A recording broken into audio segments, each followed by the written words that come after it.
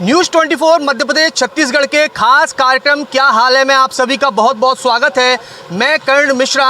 इस बार ग्वालियर शहर में रिकॉर्ड बारिश हुई है और इस रिकॉर्ड बारिश ने शहर की आर्टिफिशियल कहा जाए जो खूबसूरती थी, जो मेकअप था, वो पूरा मेकअप उतार दिया है। और मेकअप उतरने के बाद शहर की स्थिति देखेंगे तो आप हैरान रह जाएंगे।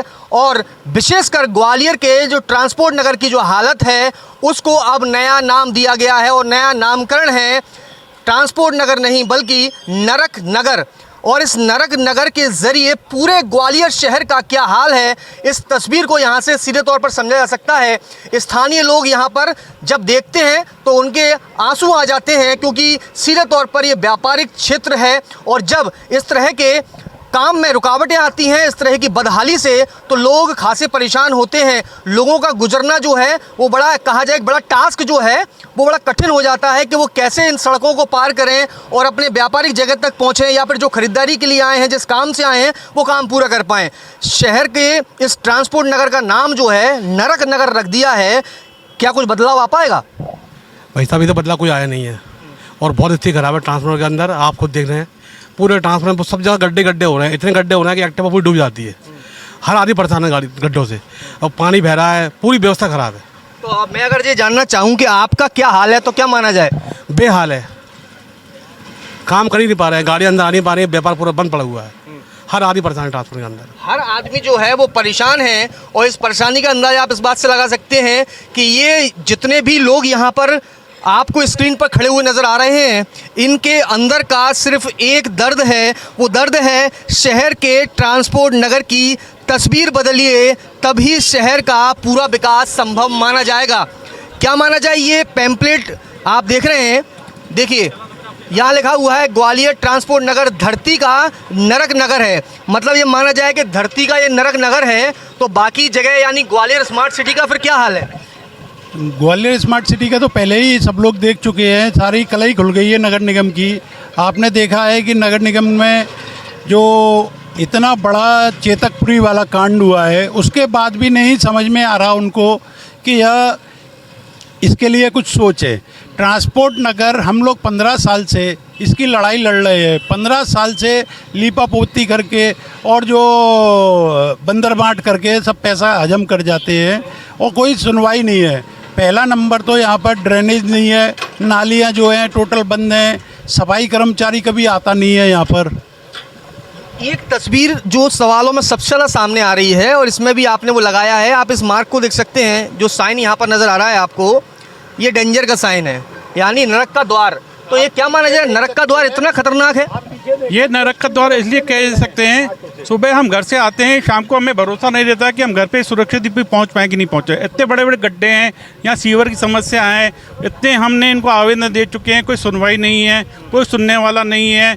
कोई यहाँ का जो अपना पार्षद है वो तो सुनता नहीं है। हम किसके लिए गुहार लगा गए, बहुत गुहार लगा चुके हैं, कोई सुनवाई नहीं है। इसलिए हमें ये कदम उठाना पड़ा नरक द्वार। नरक नगर नाम रखा है और इस नाम के साथ जिस तरह से बताया जा रहा है कि 15 साल से आवाज़ उठाई जा रही है उसके बावजूद ये हालत है। गरुड़ पुराण में नरक में क्या क्या जो पनिशमेंट दिए जाते हैं ना, यहाँ पे सभी व्यापारी लोग हैं, कोई भ्रष्टाचारी नहीं है। भ्रष्टाचारियों को वो यातनाएं मिलती हैं, लेकिन नगर निगम ने पता नहीं क्या किया है या यहाँ के प्रशासन ने। यहाँ हम रोज़ आते हैं और वो गरुड़ पुराण वाली यातनाएं झेलकर घर जाते हैं और पता नहीं है जा पाएंगे कि नहीं वापस। और चलो कुछ लोगों के पास कार है, कार भी अभी इतना पानी था भैया, कार में पानी घुस गया था। और स्कूटर वाले बेचारे रोज़ गिरते हैं, जो लोडिंग वाले गाड़ी वाले हैं वो गरीब लोग हैं। आप समझिए वो अर्ली मॉर्निंग निकलते हैं और उनकी गाड़ियाँ, वो 500-1000 रुपये कमाता नहीं है, उससे ज़्यादा वो उसको रिपेयर कराने में लगा रहा है। ठीक है, और व्यापारी यहाँ पे कोई व्यक्ति आना नहीं चाहता है शहर का। ठीक है, सबको लगता है सर्विस मिल रही है, लेकिन ये सर्विस कब बंद हो जाएगी उसकी कोई गारंटी नहीं है। ठीक है, तो ऐसा ना हो कि सर्विस देना ये शहर बंद, ये जो ट्रांसपोर्ट नगर है लोगों को सर्विस देना बंद कर दे। तो सर्विस देना बंद करने की स्थिति आ जाएगी तो कहीं ना कहीं शहर का विकास जो है वही रुक जाएगा फिर तो। एक बात मैं ये कहना चाहता हूँ, आपका कहना कि शहर का विकास अपनी जगह पे है, ये एक व्यापारिक स्थल है।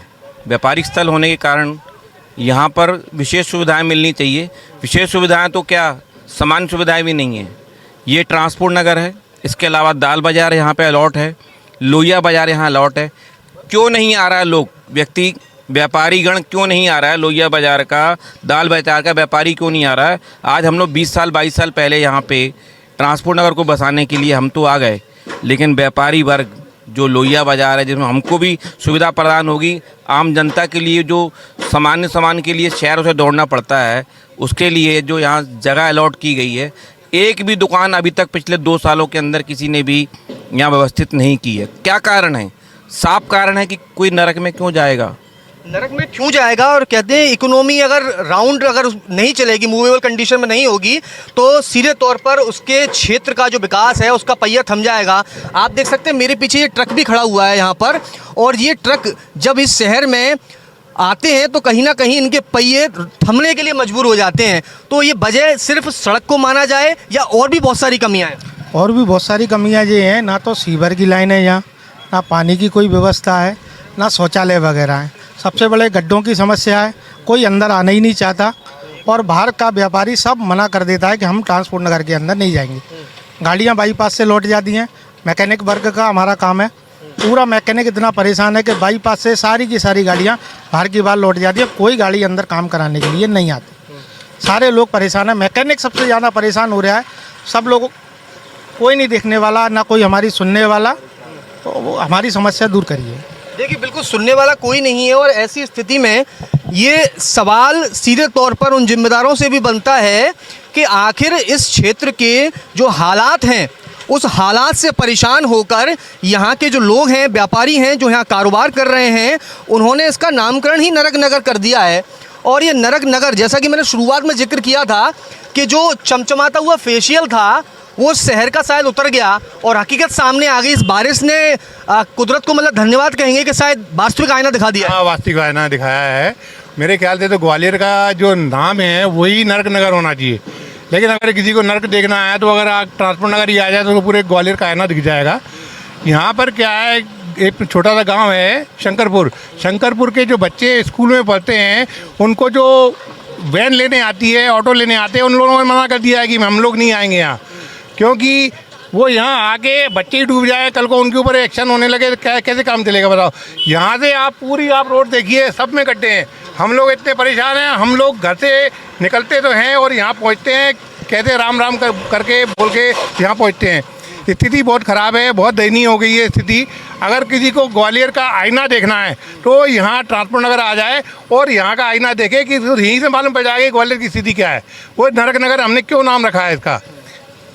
बिल्कुल, देखिए नरक नगर नाम रख दिया है, और जैसा कि अभी ने कहा कि घर से जब निकलते हैं तो राम राम कह के निकलते हैं, और उसके बाद आगे सत्य क्या होगा वो पता नहीं है। नहीं, बिल्कुल सही बात है साहब। जो भी ट्रांसपोर्ट नगर के अंदर जितने भी व्यवसायी हैं, जो आने जाने वाले हैं, पीछे 4-6 गांव भी लगते हैं पीछे, जब वो घर से निकलते हैं उनको पता नहीं होता कि शाम को मतलब घर पहुंचेंगे कि नहीं पहुंचेंगे। कुछ लोग सही सलामत भी पहुंचेंगे नहीं, कई तो जैसे समझ लो इतना किसी का पैर टूट गया, किसी का हाथ टूट गया, और साथ में नुकसान भी बहुत होता है गाड़ियों का। गाड़ी निकलती है, खड्डे में गाड़ी गिर गई। खड्डा क्या है, अब तो खड्डा कहना भी खड्डों की तौहीन है एक तरह से, तो खाइयाँ वही खाइयाँ खदानें होती हैं बड़ी बड़ी, उस लेवल पे जो हो चुका है। तो आप खुद देख लें, अगर इसका नाम जो नरक नगर जो रखा है यहाँ के वासियों ने, क्या गलत रखा है क्या? नरक नगर भी मैं समझता हूँ इससे अच्छा होगा बहुत, उससे भी ज़्यादा खतरनाक स्थिति है ट्रांसपोर्ट नगर की। मतलब नरक में जो स्थिति है उससे भी ज़्यादा भयानक हालात जो हैं वो ग्वालियर ट्रांसपोर्ट नगर के जरिए इस शहर के आईने के रूप में इस शहर के हो गए हैं। ट्रांसपोर्ट नगर ग्वालियर का बदहाली जीवन हम लोग जी रहे हैं। यहाँ हम लोगों को कई वर्षें हो गई, सरकार सिर्फ वायदे करती है रोडों के, कभी रोडें हमें अभी तक दिखी नहीं है, नाले कभी साफ नहीं हुए हैं, और कभी स्ट्रीट लाइट यहाँ नहीं है। यहाँ जो ना शंकरपुर भी है, रहवासी क्षेत्र है, और जाटपुरा है, रहवासी क्षेत्र है, तो लोगों को यहाँ से स्कूटर मोटरसाइकिल डेली निकलती हैं, कोई पता नहीं कब स्लिप हो जाए, किसी के हाथ पे टूट जाए, किसी महिला को बच्चे को जो है चोट पहुँच जाए, कोई भरोसा नहीं है। यहाँ जो है ट्रक बॉडी से लेकर के मैकेनिकल और भी कई जो ना काम यहाँ होते हैं, लेकिन किसी को काम इसलिए नहीं मिल पा रहा है क्योंकि यहाँ ग्वालियर में रोडों के कारण, रोडों की वजह से जो काम आने वाला था वो बाईपास बाहर निकल जाता है, शिवपुरी निकल जाता है, या झांसी निकल जाता है, या इंदौर निकल जाता है। हम लोग यहाँ भूखों मरने की कगार पर आ गए हैं, अपना पैसा लगा करके बहुत परेशान है। तो ये माना जाए कि ये एक हॉस्पिटल है ट्रांसपोर्ट का, अगर ट्रांसपोर्ट से संबंधित कोई परेशानी आती है तो ग्वालियर के इस ट्रांसपोर्ट नगर के इस हॉस्पिटल में आइए, उसको ठीक कराइए। लेकिन जब इस हॉस्पिटल की हालत ख़राब हो गई है तो अपने ट्रक जैसे मरीजों को लेकर कौन आएगा फिर? कोई भी नहीं आएगा सर, कोई भी नहीं आएगा। ट्रांसपोर्ट नगर पूरा नरक है और नरक में कोई भी नहीं आना चाहेगा, ये मान लो आप, और ना ही कोई आ रहा है। हम जो सब व्यापारी हैं सब बिल्कुल हाथ पे हाथ रख के बैठे हैं, कोई आना चाह नहीं रहा है, और आ भी रहा है तो नुकसान हो रहा है, उसकी गाड़ी ठुक रही है, पिट रही है, और नीचे भी काम बेकार हो रहा है। तो कोई भी नरक नगर में आ ही नहीं रहा, हम सब उससे परेशान हैं। इसका सुधार हो जाए तो अच्छी काम है। क्षेत्र का विकास तभी संभव कहा जाता है कि जब चहु ओर जो शब्द है कि चारों तरफ जो है वो चमचमाती रोड हो और बेहतर काम चल रहा हो। लेकिन यहाँ तक आप देखेंगे मेरे चारों तरफ की ये रोड जो है हर तरफ गहरे गड्ढे हैं, उनमें ये पानी भरा हुआ है। और ये पानी तब भरा है जब बीते 48 घंटे से बारिश नहीं हुई है, और जब बारिश तेज होती है तो आप समझिए लगभग यहाँ पर 4 से 5 फीट गहरे पानी की हालात बन जाती है और वहाँ से लोग गुजरने के लिए मजबूर होते हैं। तो इसको ये माना जाए कि शहर का ये ट्रांसपोर्ट नगर इकोनॉमिकल जो टर्नआउट घूमना चाहिए वो थम रहा है, बार बार लोग ध्यान नहीं दे रहे हैं, जिम्मेदार मौन हैं। बिल्कुल सही बात है, यहाँ तो कोई आ ही नहीं रहा, सारी गाड़ियाँ बाहर निकलती हैं, आती भी तो गड्ढों में फंस जाती हैं, उनको वहीं ब्रेकडाउन होती है। जहाँ सबसे ज़्यादा धंधा हाइड्रा और क्रेनों का चल रहा है, जो कि सबके लिए क्षतिपूर्ण है। इसको सुधारने की कोशिश की जाए। ऊर्जा मंत्री जो है, यहाँ के जो ऊर्जा मंत्री हैं, उनको ये सोचना चाहिए कि आप ग्वालियर के होके और यहाँ स्ट्रीट लाइट नहीं है, पूरे ट्रांसपोर्ट नगर में एक भी लाइट नहीं जलती है, स्ट्रीट लाइट।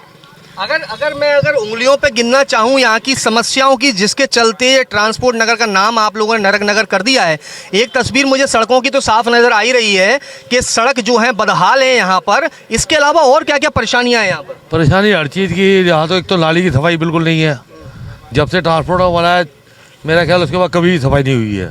और तो उसके बाद अगर जब रोडें बनी हुई है 1-2 बार तो उसके अंदर क्वालिटी इतनी बेकार बनाई गई है क्योंकि ठेकेदारों को उसका कोई बचत ही नहीं हो पाती है। तो इतनी मतलब क्वालिटी ख़राब होने के बावजूद भी हमारे यहाँ गड्ढे बहुत ज़्यादा है। बस बिल्कुल देखिए गड्ढे बहुत ज़्यादा हैं और सीधे तौर पर लोग इससे परेशान हैं और इस परेशानी के चलते ही लोगों के अंदर नाराज़गी है। अभी जैसा बताया इन्होंने कि सीवर सहित तमाम सारी चीज़ें हैं जिनको लेकर परेशानी है। आप लोगों ने एक प्रयास किया आईना दिखाने का, बड़ी चर्चा चली, एक होर्डिंग लगा दी गई, होर्डिंग पर नरक नगर नाम लिख दिया था, वो रातों रात होर्डिंग गायब हो गई। पता नहीं चला सर, हमने तो प्रयास किया था उसको दिखाने के लिए, लेकिन वो हमारा प्रयास विफल कर दिया उन लोगों ने। दूसरा, हम लोग इतना संपत्ति कर भर रहे हैं यहाँ पे जिसकी ये हालत है हमको इसका पैसा भरने का। ठीक है, आप रास्ते हमको इतने तो दे दो कि हमारे वाहन निकल जाए, हमारी कारें निकल जाए। आने वाले टाइम में ये हो रहा है, अगर ये स्थिति ऐसी बनी रही तो मेरे को नहीं लगता यहाँ पे भूखों मरने की नौबत आ जाएगी। और अभी ये स्थिति है कि यहाँ पे कोई भी बाहर की जो गाड़ियाँ हम लोगों को आती थी यहाँ पे काम कराने के लिए तो आना बंद हो गई हैं। जो बाईपास से बाहर निकल रही हैं गाड़ियाँ, कोई ला के राजी नहीं है। अगर कोई लाता है तो 1000 का काम है, उसका 10,000 का काम और निकल जाता है। क्यों? इतने बड़े गड्ढे हैं कि कमानी के पट्टे टूट जाते हैं और उनको गाड़ियाँ पलटने की नौबत आ जाती है यहाँ पे, और टायर फट रहे हैं उनके, काफ़ी नुकसान हो रहा है। तो इसलिए अब लोग आना बंद कर दिया है यहाँ पे। अभी रास्ते में जब मैं आ रहा था तो कुछ लोगों ने बताया कि यहाँ की सड़कों से गुजरते हैं तो उसके बाद गाड़ी के पहिए अपने आप रुक जाते हैं क्योंकि सबसे ज़्यादा पंचर होने वाली जो स्थिति है वो यहाँ बन रही, पंचर की दुकानें ज़्यादा खुलने लगी हैं। सबसे बड़ी स्थिति है कि सर हमारे जो गोदाम है छोटे छोटे, जो गाड़ी वालों को हम हायर करते हैं, भैया हमारा माल डालना है ट्रांसपोर्ट में, जहाँ 10 रुपये कार्टन लेते थे आज वहाँ 50 रुपये में कोई डालने के लिए तैयार नहीं है। बोलते भैया नहीं डाल पाएंगे, रास्ते गड्ढे खराब हैं। तो सर पर रख के ले जाएँ, क्या रख के ले जाएँ, आप बताइए क्या इसका समाधान होगा। तो इसीलिए तो हम तो मंत्री जी देखिए आग्रह करते हैं। नुकसान कितना हो रहा है फिर माना जाए? और सर नुकसान क्या, जहाँ मेरे यहाँ 4 लेबर काम करती थी हम आज 1 लेबर काम कर रही है क्योंकि काम ही नहीं हो पा रहा ट्रांसपोर्ट नगर में, रास्ता ही नहीं निकलने करने के लिए क्या किया जाएगा। बस मंत्री साहब से एक ही है कि थोड़ा रोड का ध्यान दिया जाए तो आगे काम हो, नहीं तो बंद करना पड़ेगा। कई सालों से आवाज़ उठ रही है, उसके बावजूद ये हालत जस के तस बने हुए हैं। जी कोई सुनने वाला नहीं है, सिर्फ लीपापोती करके ही टाल देते हैं। जो ये स्थिति नज़र आ रही है, जैसा कि मेरा आपसे सवाल भी था कि इसको बसाया इस उद्देश्य के साथ गया था कि इसके माध्यम से ग्वालियर शहर नहीं, ग्वालियर चंबल अंचल जो है वो ग्रोथ करेगा इकोनॉमिकल, लेकिन जब ये तस्वीर यहाँ की है तो उसका प्रभाव पूरे अंचल पे पड़ रहा है। तो ऐसी स्थिति में क्या जिम्मेदारों से आप लोगों की शुरुआत में चर्चा नहीं हुई, या आप लगातार सवाल करते रहे हैं उसके बावजूद भी थोड़ा बहुत लीपापोती कर दी गई? हुआ क्या है अभी तक? फिर अभी तक हम 15 साल से जो लड़ाई लड़ रहे हैं, तो 15 साल में ऐसा हुआ है कि हम अनूप मिश्रा जी से मिले थे, नरेंद्र सिंह तोमर जी से मिले थे, उस टाइम के जो विधायक थे हम सबों से मिले, कमिश्नर से तो हमेशा मिलते ही रहते हैं, उनके गुहार लगाते ही रहते हैं। तो वो ऊपर वाले क्या करते हैं, नीचे आदेश दे देते हैं। नीचे वाले जैसे उनने 10 लाख पास किए, 1 लाख का काम कर दिया और काम ख़त्म कर दिया जाता है, और फिर वो 10 दिन बाद वैसा का वैसी स्थिति फिर हो जाती है। नगर निगम के जो अधिकारी हैं वहाँ तक, यहाँ तक कि आयुक्त तक आप लोगों की बात, ये जो है आप लोगों का जो प्रदर्शन है, आप लोगों की नाराज़गी है वो पहुँची है, चर्चा हुई है, चर्चा के बाद भी सिर्फ आश्वासन मिला है या ठोस कार्रवाई की स्थिति अभी भी उम्मीद में? नहीं, आश्वासन के साथ कार्रवाई तो हुई है लेकिन ठोस नहीं हो पाई है। जैसे वो कहते हैं ना पिलपिली कार्रवाई, वो कहते हैं कि गिट्टी डलेगी, वाइट गिट्टी डलेगी और उसकी जगह वो मिट्टी डाल के चले जाते हैं और इसके अलावा कुछ नहीं कर रहे हैं। तो ये माना जाए कि शायद सुनने में परेशानी होती है, गिट्टी कही जाती है, मिट्टी सुनाई देती है और डल कुछ और जाता है। हाँ, वही ENT वाले को माना जाए। जी जी बिल्कुल ये माना जाए, कहते गिट्टी डालेंगे और गिट्टी के बदले मिट्टी डाल जाते हैं, और मिट्टी जो डाल जाते हैं उससे गाड़ियाँ फंसती हैं, टायर दबते हैं, टायर फटते हैं। अब बेचारा आदमी आए तो आए कैसे, ये नहीं भरोसा रहता है कि हम जाएँ कहाँ से जाएँ, कोई रोड नहीं है, सीवर समस्या नहीं, टैक्स दे रहे हैं, पूरा GDO का अलग टैक्स दे रहे हैं, नगर निगम का अलग टैक्स दे रहे हैं, दो टैक्स दे रहे हैं, उसके बाद भी कोई सुविधाएं नहीं है हमारे पास। दो टैक्स दिए जा रहे हैं, उसके बाद सुनवाई नहीं, गलत ही सुन लिया जाता है। बिल्कुल, मतलब इतनी परेशानी है, चाहे वो मैकेनिक भाई हों, मोटर पास वाले हों या ट्रांसपोर्टर हों, हर आदमी परेशान है। एक छोटी टेम्पू वाला यहाँ ट्रांसपोर्ट में मान रहा तैयार नहीं है, वो कहता मैं आगे मरूंगा, यहाँ के गड्ढे में गिरूंगा क्या? जब वो गड्ढे में पकड़ जाएगा तो मान यहाँ कौन लाएगा, कौन चाय पत्ती भेजेगा, कौन शक्कर भेजेगा, कौन आटा भेजेगा? जब ट्रांसपोर्ट में माल ही नहीं आएगा तो आप बताओ क्या खाओगे? कहते हैं कि संघर्ष का समय होता है तो संघर्ष के समय में मुस्कुराहट चेहरे पर रखनी चाहिए, और हमारे भैया जो है देखिए कितनी अच्छी प्यारी स्माइल दे हुए हैं, लेकिन इस स्माइल के जरिए कहते हैं कि मुस्कुराते रहिए, दर्द जो है वो कहीं ना कहीं हटेगा। इसकी प्रेरणा कमिश्नर साहब है। मैं चाहता हूँ कि वो सुबह 6 बजे से लेके शाम 8 बजे तक एक दिन कृपया ट्रांसपोर्ट नगर में जरूर बिताएं, तब जाके प्रैक्टिकल अनुभव होएगा ना, तब दर्द महसूस होगा, तब जाके हो सकता है बात ऊपर तक पहुँचे। तो आपके माध्यम से ये कहना ज़रूरी है। आप ये, और देखिए आपने इतने लोगों का इंटरव्यू कर लिया, आप कमिश्नर से लेके मंत्री जी से लेके और व्हाटएवर जो भी इन्वॉल्व है विभाग, आप उन सब का भी एक बार अच्छे से इंटरव्यू कीजिए और बारीकी से कीजिए। क्या ये गड्ढे है ना, किसी को जीवन देने के लिए नहीं है, लेने के लिए है, ठीक है? तो लोग मेहनत करने आते हैं, अपना प्राण देने नहीं आते। और सच बता रहा हूँ, पर डे देखते हैं एक लोडिंग गाड़ी, एक बेचारा वो ई-रिक्शा वाला छोटा आती तो माल भर के जाता है, लटक जाता है, बेचारा ख़राब हो जाता है। फिर दूसरी गाड़ी आती है, बताओ यार 500 रुपये का भाड़ा, 1500 में माल पहुंच रहा, जो खरीद रहा है वो हमसे क्यों लेगा माल, ये भी तो समझो। और 5% से लेके 28% तक की GST वसूली कर रहे हैं ये लोग, ठीक है? वो पैसा कहाँ गया? मतलब दो टैक्स हैं, उसके अलावा GST है, और GST के बीच ये हालात हैं, तो इस हालात के बीच में मुस्कुराहट चेहरे पे आप आती है कि चली गई अब मुस्कुराहट गायब हो चुकी है साहब पूर्ण तरह से। कोई भी देख लो, किसी भी इंसान को देख लो, जहाँ भी रोजगार के लिए आता है कोई भी सुरक्षित नहीं आ पाता, ना पहुँचने की वापस की कोई उम्मीद नहीं है जाने की साहब। हर आदमी परेशान है यहाँ का, ट्रांसपोर्ट नगर का। इतना बड़ा कॉमर्शियल क्षेत्र है, इतना बड़ा व्यापार है इस नगर में, लेकिन टोटल लगभग ख़त्म की स्थिति पे आ गया है।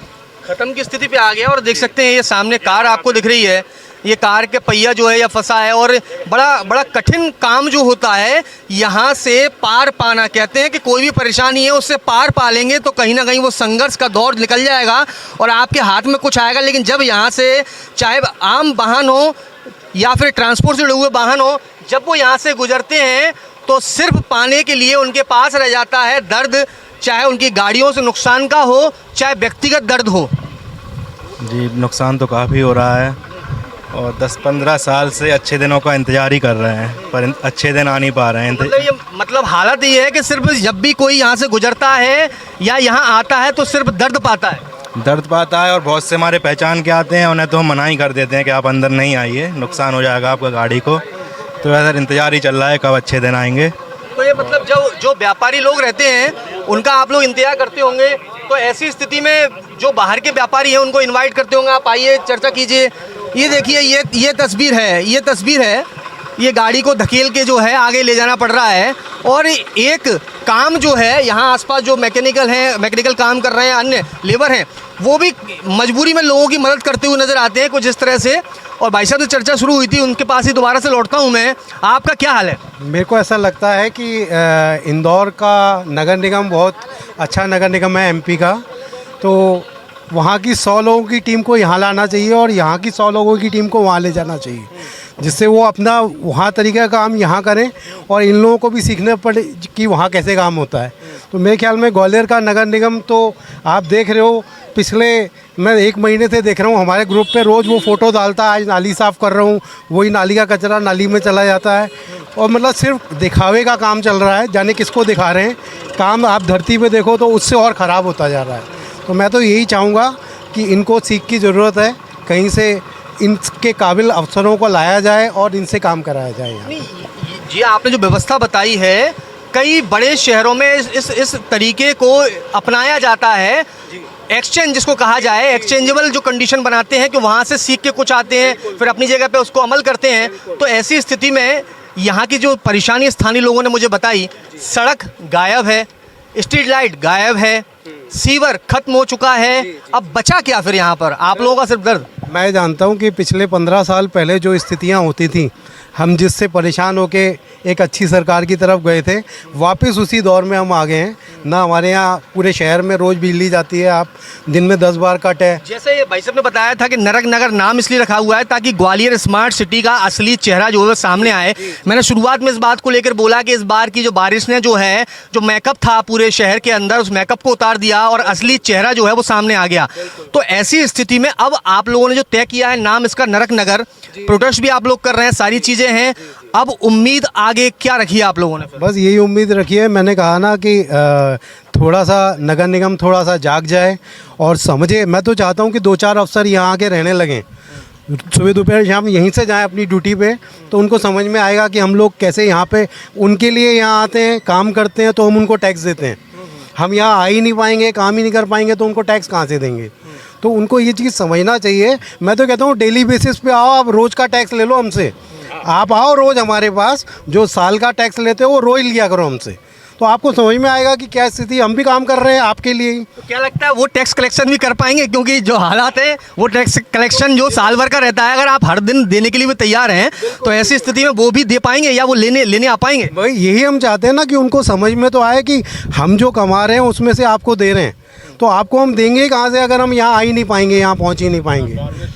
तो मतलब आप देखो, मैंने अभी रिसेंटली टैक्स दिया है, दर्द हो रहा था देते हुए कि यार देखो यार ये सुविधाओं के नाम पे भी है वो लगा रहे हैं शुल्क, और यहाँ पे ऐसी स्थिति है कि हमें अपनी दुकान के साथ से ज़्यादा दुविधा है। बिल्कुल दुविधा है, बिल्कुल दुविधा है। और दुविधा नहीं है, सबसे बड़ी बात मुझे ऐसा लगता है, कोई मतलब एक इंसानियत नाम की चीज़ तो ख़त्म ही हो गई है कि जिसको आदमी को लगे कि यार यहाँ लोग रह रहे हैं और काम कर रहे हैं, और मतलब सब सेल्फ डिपेंडेंट लोग हैं, कोई आप पे डिपेंडेंट नहीं है, सब ग्वालियर। तो आप यानी माना जाए ग्वालियर नगरवासी नहीं, नरक नगर निवासी हो गए। नरक नगर निवासी हो गए साहब, बिल्कुल सत्य बात है।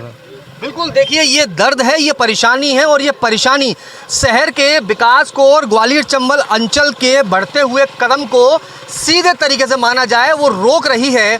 और आज जिस तरह का दर्द स्थानीय लोगों के ज़रिए बताया गया है, ये हैरान करने वाला है, परेशान करने वाला है। सुविधा से ज़्यादा यहाँ दुविधा है। तो ऐसी स्थिति में जिम्मेदारों को जागना बेहद ज़रूरी है। यदि समय रहते नहीं जागेंगे तो आगे और बुरे हालात होंगे। फिलहाल मुझे दीजिए इजाज़त, देखते रहिए न्यूज़ 24 मध्य प्रदेश छत्तीसगढ़।